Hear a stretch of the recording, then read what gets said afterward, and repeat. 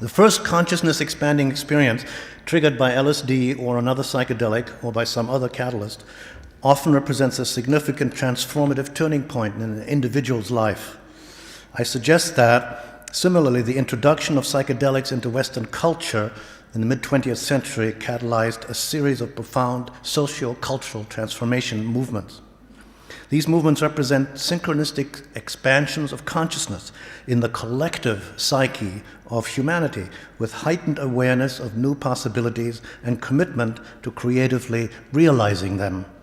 As such, these transformative consciousness-expanding movements represent a response of the collective psyche of humanity to the unprecedented threat to the survival of civilization posed by nuclear weaponry, as well as rapidly increasing environmental devastation and runaway population growth. In the individual, a psychedelic experience, especially the initial one, typically leads to a more or less total deconstruction of one's worldview, with one's model of reality and of social relations that we have come to accept through our upbringing and education. The individual often becomes aware of new possibilities and new choices that can be made, which is why it's useful in therapy. See? This expansion of consciousness or heightened self-awareness is the basis for the therapeutic applications of psychedelics in such areas as the treatment of addictions. Likewise, at the societal and cultural level, the consciousness-expanding movements challenge the existing conventional orders and thereby motivate groups to explore new options and energize new values. I suggest then that the discovery of LSD in the 1940s marked the birth of a new culture of consciousness expansion, which, as it developed over the next half-century, leading to profound healing transformation in key areas of society. So in a way you could say there's a brief history of the world since the end of World War II.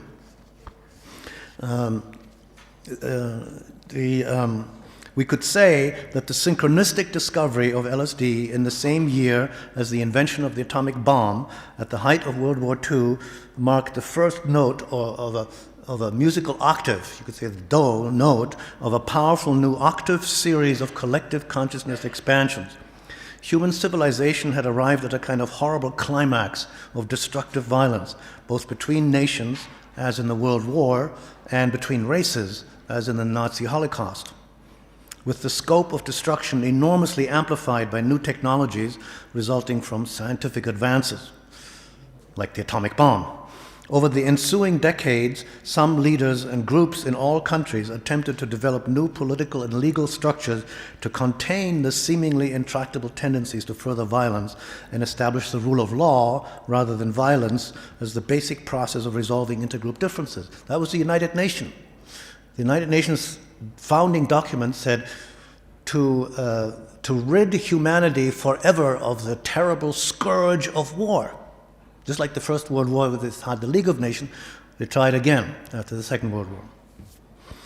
At the same time, as if in counterpoint to the nuclear death weapon and the genocidal spasm of the Holocaust, the discovery of consciousness-expanding drugs and plants seemed to catalyze revolutionary changes in collective consciousness. Each of the social transformation movements can be seen as a kind of response of collective consciousness to the perceived challenge and threat to the health of the civilized order. And I'm going to mention the 7 movements. And in each of them is an expansion of consciousness. I'll just say it, but it also starts with an opposition to the existing belief system and structures. So you had the anti-war and non-violence movement versus the drive towards war or more war. Second, the human rights and civil rights movements versus genocide and racial discrimination. Third, feminism and women's liberation versus patriarchal oppression of women. Fourth, heightened ecological consciousness versus environmental despoliation, destruction by industrial technology. 5, more liberal attitudes towards sexuality and the family relations versus outmoded religiously based conventions. And 6 and 7, the new avenues of celebratory artistic expression, and 7, new scientific discoveries leading to an expanded... Did I do that? Expanded cosmology. So there's an opposition, but there's also an expansion. So the counterculture can also be thought of as a counterculture of innovation and change. It has oppositional elements in it. Okay, so then I'm going to take each of the decades from the 1950s to the 2000s as one phase of this progression. And I'm going to summarize the major geopolitical events that happened. I'm going to try to summarize the major geopolitical events in that era, that decade, and I'm going to then say something about other aspects of the culture that led to an expansion of our knowledge about life and human beings and the world. And then I'm going to say briefly something about the role of drugs. So bear with me. So basically, just to finish on the 40s, again, the synchronicity that comes at the end of World War, this horrendous climax for this tremendous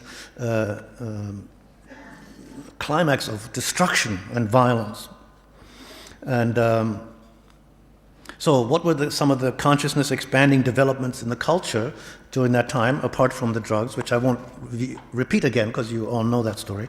So in 1942, Ice Age cave paintings were discovered in France, Lascaux, depicting shamanic animal themes, were dated to 15,000 years before the present, vastly extending and deepening our conception of human prehistory. And then, of course, the atomic bomb discovery.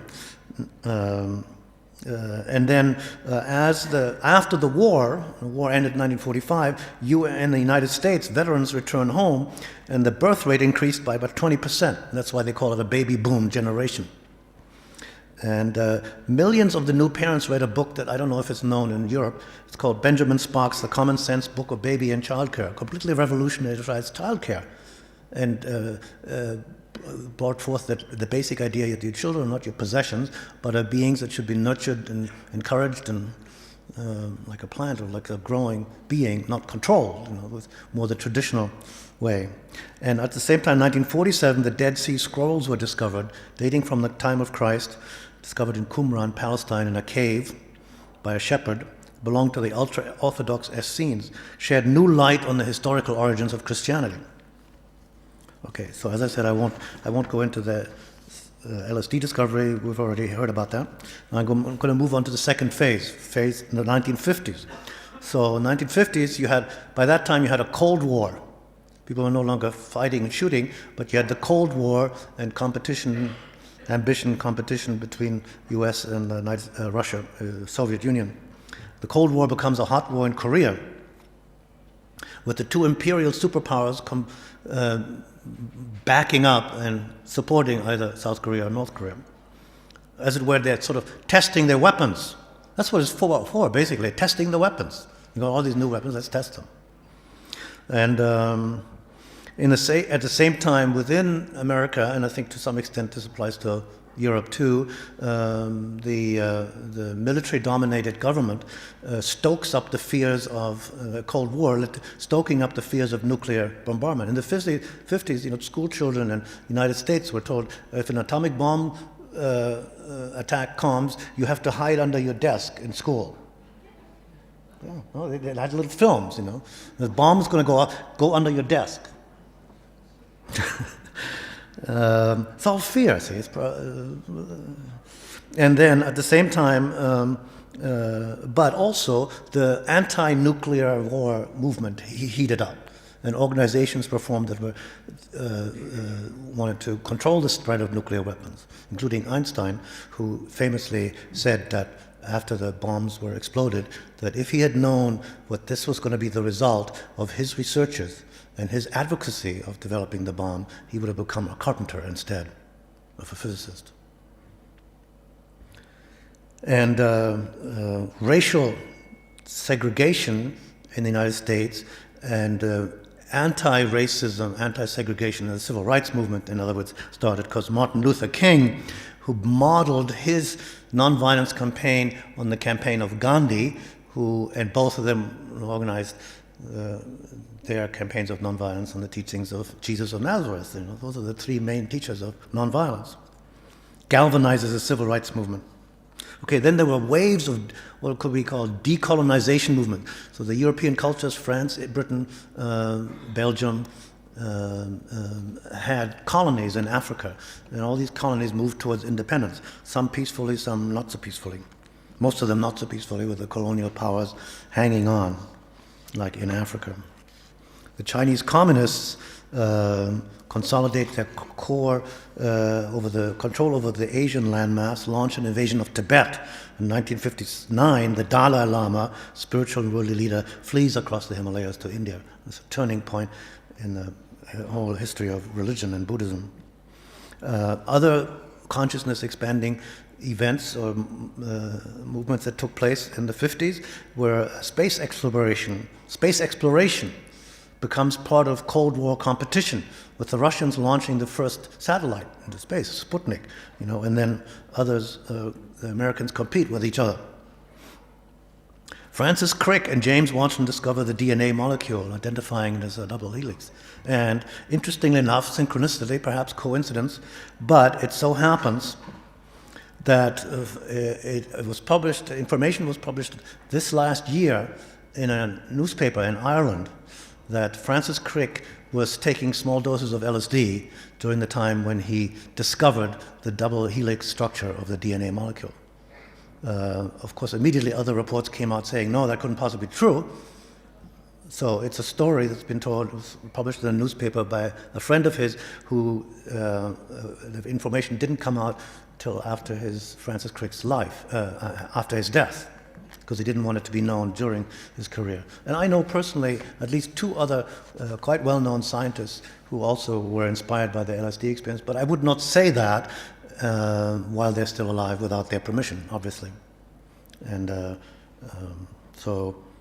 because it would impact their reputation in the way that the knowledge that they brought through is contained. In culture, other aspects of culture, this is when rock and roll music was invented and became popular. It's all part of the 50s. Okay, and now in psychedelics movement, there were the beginnings of research with creative and artistic people. I'm going to run out of time. I got to skip this. Aldous Huxley published his book in 1950, Doors of Perception, Heaven and Hell. Very significant. And Gordon Wasson connects with Maria Sabina, brings the mushrooms back from the pre-conquest times. Shamanic religious use of visionary mushrooms has Hoffman identified as psilocybin. And so I see the 50s as a period when the interest in consciousness-expanding drugs became aware of shamanic traditions of consciousness-expanding plants or substances. And also in the 1950s, two Brazilian rubber tappers separately in Brazil founded a religious movement that uses ayahuasca. So then we have the third phase, the 60s. And there's a tremendous burst during the 60s. The geopolitical hotspots, as you know, were Vietnam and Cuba. Vietnam, complicated situation, I'm not going to go into it, and Cuba, where Soviet nuclear missiles were discovered in Cuban waters, freaking out the American government, and a kind of a tense standoff between Kennedy and Khrushchev, in which it now comes out later on, due to documents that have been released, the world came within like a minute or two of nuclear war, all-out nuclear war, because and it was just the decision of a ship's captain, I believe, a nuclear submarine, who's decided to wait. And then they backed off. And then there was the Bay of Pigs. Remember the Bay of Pigs, where an invasion was launched against Cuba, which then was a disastrous failure. Historians now believe that was masterminded by the CIA, who were pissed off at Kennedy, and were also then behind the assassination of Kennedy. because they felt he didn't support them. Some people have said Kennedy was beginning to change and regret Vietnam and wanted to pull out of Vietnam, which of course the CIA didn't want. Now here's an interesting connection with psychedelics. Leary told the story of a woman that he met called Mary Pinchot Meyer, who was an actually existing movement, who said to him, who was Kennedy's mistress, and the woman he most loved, actually. I mean, he had lots of girlfriends, but he knew her for a long time, Mary Pinchot Meyer. And she told Tim, I never heard this myself, I never met her. A secret. He said, there are powerful people in Washington, and we're a group of women who are related to these powerful people in Washington, and we want to use LSD to expand their consciousness and change their politics. And they were doing this deliberately and consciously.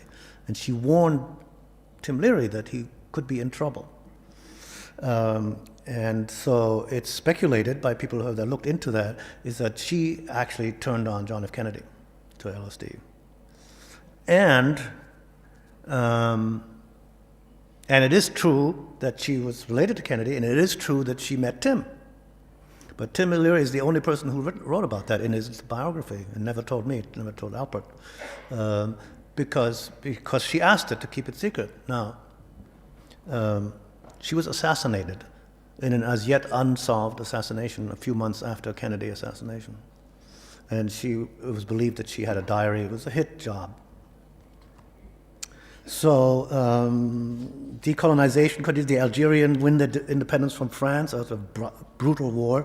In South Africa, Nelson Mandela is imprisoned, and the apartheid regime is instituted in South Africa with the full support and encouragement of the United States government. Within the United States, racial tensions and violence increased dramatically, but at the same time, the racial integration, anti-discrimination movements also increased. 1963, Martin Luther King delivers his famous I Have a Dream speech, his vision of racial harmony in black, white children going to school together. And at the same time, the formation of the Black Panthers, a group of militant black activists who don't follow the nonviolence way and say we've got to seize power. So it's a revolutionary movement. And Malcolm X, the most famous leader of the Black Panthers, got shot and killed in 1965. But various marches, like in Selma, Alabama, Montgomery, Chicago, and in protest and reaction to the escalating war in Vietnam, the anti-war movement builds up over time. The free speech movement in Berkeley. The tragic and violent climax of the decade occurs in 1968 as both Robert Kennedy and Martin Luther King are assassinated. Both of them considered by some people that the official story of who the assassin was, to be false and to be a cover story that was actually an underground synchronistic thing. Now, in some ways, the most interesting and unusual synchronicity of the 60s involving psychedelics is the following. John F. Kennedy, the charismatic president, who some say was attempting to pull Americans out of Vietnam, is assassinated on November 22nd in Dallas, Texas, 1963. Aldous Huxley, the sage philosopher of the psychedelic mystical vision, dies on the same day, taking 100 micrograms of LSD. Now, I don't know what that means, but it's one of those synchronicities. It seems pregnant with meaning somehow. And he took LSD in accord with the vision he described in his novel Island as a way of preparing himself and facilitating the death transition. Other consciousness expanding movements in the science and technology, the first astronauts and cosmonauts are launched into space. The first dramatic photographs of the Earth looking down and seeing the whole Earth. See what that does to consciousness, for the first time to see a picture of the whole Earth from space. And the beginnings of the environmental awareness. Rachel Carson, 1963, published a book called Silent Spring. And Betty Friedan published a book called The Feminine Mystique. These were all key books that launched the women's liberation movement and the environmental movement. And so I'm not going to summarize, but all these 7 movements then really took off. So I would say the 60s is a flowering of the counterculture. And the counterculture is also a culture of expansion of consciousness, and it's also a culture of innovation and creativity. It is oppositional in the sense that it's against war. But it's creative and innovative, saying, let's find other ways to resolve our differences than war. In the same way, it's against racism, but it's saying, let's find other ways to deal with the differences and the prejudices between races. Nonviolent ways. So, okay. I don't say that all the people in all these movements took psychedelics. Some of them didn't even know about it, but those movements have the same quality of consciousness, of challenging the existing worldview and assumptions and values, which is characteristic of a LSD experience, a psychedelic experience. In Gurdjieff has this model of a transformation. He says after the 3rd phase, to make the transition from the 3rd to the 4th phase, there's some kind of additional stimulus is necessary. Otherwise, the movement kind of regresses. And I think one possible suggestion that occurs to me is that the additional shock that supported this development of consciousness expansion is the widespread availability of inexpensive psychedelic drugs. For example, people before, could only get the mushroom by going down to Mexico and finding curandera and like Maria Sabina. But then Terence McKenna and his brother published a book on how to grow mushrooms in your basement, starting from spore. And all of a sudden, millions of people, or tens of thousands of people, could have access to the mushrooms very easily. And LSD, became available, manufactured underground, not from Sandoz, but underground, like chemists, like enterprising chemists like Owsley and somebody who's actually here at this conference. I'm not naming any names at the moment. Then the 1970s, so the 4th phase. The military thing, I'm going to skip this politics because otherwise I'm going to run out of time. And I want to leave 10 minutes at the end for questions and comments. That would help me. But you had Chile, CIA does a coup and eliminates Salvador Allende and puts in Pinochet, a dictator, Nazi dictator. Two crucial turning points provide the tipping point for popular opposition to the Vietnam War and led to the ending of the Vietnam War in 1975. One is the killing of 4 students at Kent State University in Ohio by National Guardsmen. The military of their own country shooting students who are protesting a policy. That shocked the nation. And then Daniel Ellsberg published the Pentagon Papers, secret paper. He was an insider, worked for the Pentagon, and he published secret papers that showed the planning for the war of aggression against Vietnam was already in the works for several years before the French moved out and the Americans took over. Defending the country from takeover by communism had nothing to do with it. It was pure and naked aggression and control. So he published those and got into a lot of trouble for it. But made people aware of the undercurrents expanding consciousness, expanding on knowledge. Richard Leakey and others find a skull and continue dating the first humans to 2.5 million BC. Summarizing the 1970s, several of the countercultural transformation movements initiated in previous decades, the anti-war, civil rights, feminist, environmental, liberalization of sexual attitudes, achieved some limited success in entering the public policy realm and mainstream culture. However, the forces of repressive state power in the military-industrial complex also become stronger and more pervasive, particularly in the area of drugs, because the scheduling of psychedelic drugs as controlled substances with no recognized medical use brought all official research with drugs to a fraud. It was clearly false. They'd already demonstrated medical use, you see. So it was a purely political thing, had nothing to do with science. The Nixon gang launches the war on drugs, possibly because with the defeat of McCarthy, see, they had the McCarthy, in the early 50s you had McCarthy, and he was saying, no, communists, everybody's a communist, and getting all these people, everybody riled up on a threat, fear. But then he was eliminated, because he went too far. So there wasn't a public enemy. That's the core requirement for a fascist-leaning state, wants to have more and more control. And Hitler said this, Goebbels said it too. You have to have a threat, a fear, and make the population afraid. And then they buy the line that, oh yes, yes, yes, we're afraid, and you protect us, please, and we'll give you more money. It's a protection racket. In gangster sociology, they would call it, it's a protection racket. You pay and we take care of your problems. And if you don't, we'll kill you. So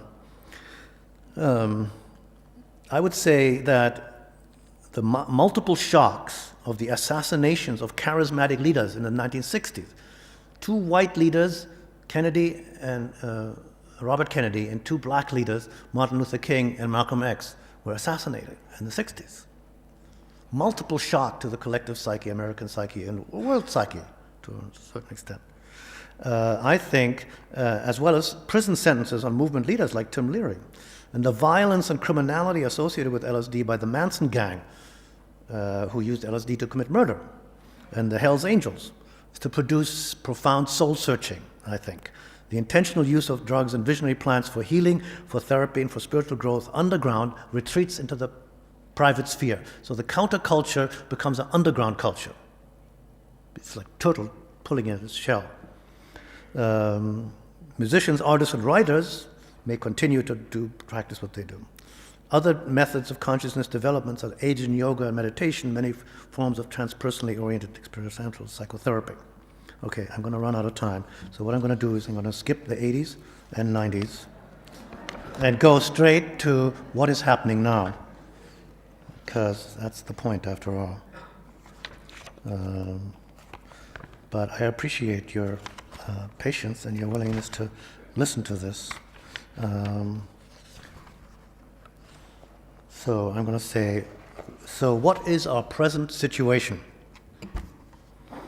With the election of George W. Bush in the Supreme Court 2000 coup d'etat, it's a coup d'etat, the launching of preemptive, supported by the Supreme Court, launching of preemptive wars and preventive wars against nations declared unilaterally to be terrorists, enemies, and a subsequent fraudulent re-election in 2004, the contours of the Imperium Americanum, American Empire, stand ever more nakedly revealed. It's fascism internally, imperialism externally. Internally, dominate your population. Imperialism externally, dominate other countries, other nations. Fascism is defined as a dictatorship or oligarchy that involves a merging of government, corporate, and military leaderships. That's the definition. That's what we've got. Imperialism is defined as the extension of national authority and hegemony over other nations by military or economic means. This is the explicit published policy of the present US government, as stated in official documents. Exporting democracy and regime change have become smokescreen words, cover phrases for military intervention to bring about forced subservience to American corporate interests. So-called free trade agreements are smokescreen covers for neo-colonialist exploitative agendas which seek to assure free movements of finance capital with elimination of any controls in favor of justice for workers or protection of the environment. Capitalism and fascism are inherently combined with each other, because capitalism always seeks to lower labor costs. The cheapest kinds of labor are slavery, and the fascist state has slave workers. The Nazis did it, and the Americans are doing it now in different parts of the world. In the name of expanding markets and controlling access to key natural resources, we've seen the blatant undermining of democratic practice, contempt for international law, restriction of civil liberties, and the use of state terrorism to further foreign policy objectives. The military-industrial complex, the prison-industrial complex, eminent, all related to the national security police state. Doing a war on drugs, we've got a war on drugs, a war on terrorists. It's a war on the American people and other countries too. It is not easy to detect any sign of consciousness expansion in this situation or countercultural strength in the present situation. However, there was a huge anti-war movement, the biggest ever in world history prior to the Iraq War.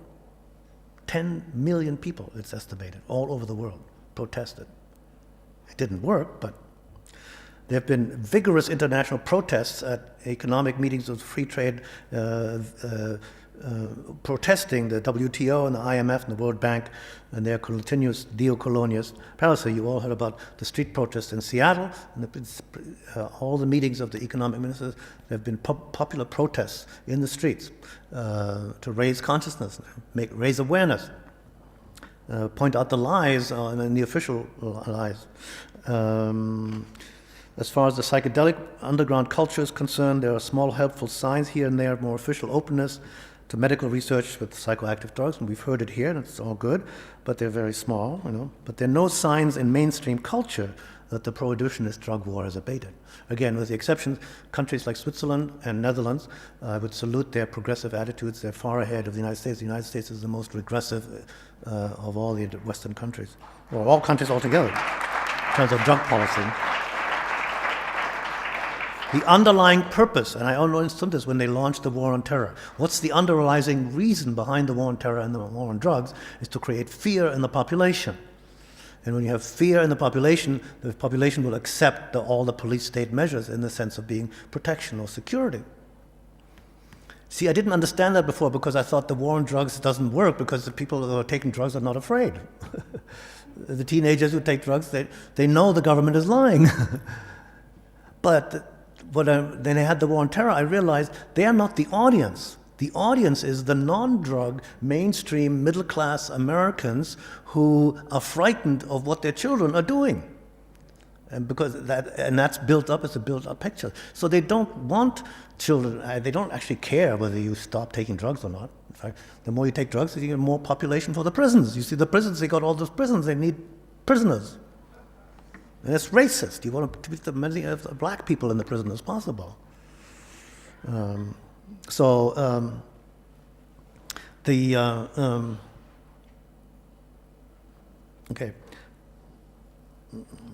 climate of fear then facilitates the installation and maintenance of imprisonment as a way to generate more corporate profits in controlling dissident elements in the population. Okay. Now, the World Trade Tower bombings, like the assassination. Okay, so here's the question. Will the external shock of the trade tower bombings, like the assassination of progressive leaders in the 1960s, ultimately have the effect of strengthening the consciousness movements of consciousness transformation? It's true that all of the movements we've identified are still going strong, even stronger than ever, although the trends are more visible and more advanced in other countries, as the US is increasingly isolated in its regressive policies. There's a global movement of resistance to war and desire for peace, commitment to racial and ethnic equality, commitment to environmental preservation and conservation, and so on. I'm going to skip here because they're going to turn me off. They're going to push the button at exactly 10 past. So, okay. In the high-stakes cosmic game of planetary catastrophe, the Earth has one or more trump cards. Ecological disasters could occur on such a scale that it would force the diversion of all technological and financial resources to address them. Of course, that's not something you can wait around for or hope for. It's impossible. So there may be a general principle like this at work here that goes something like this. As the oppression and domination of the ruling class in a society or group increases, so do the forces of resistance, revolution, and liberation. Growth of the resistance and the counterculture leads in turn to more oppression and more domination. The empire strikes back. Back and forth the movement goes, with two major possible outcomes. One is that the oppressive forces gain the upper hand and the subordinate resistance culture is wiped out. This is a genocide scenario, like in Rwanda and Nazi Germany, exemplified in the story of the indigenous people of the Americas. A second possible outcome is the dominating group is defeated militarily, as with Nazi Germany, or collapses from internal weakness and economic weaknesses, as in the Soviet Union. And another example is the apartheid regime was brought down through economic pressure, disinvestment. A third possible outcome is synergy. And this is the most interesting one. The different groups or parties find a way to resolve their differences non-violently. The system opens up and responds to feedback.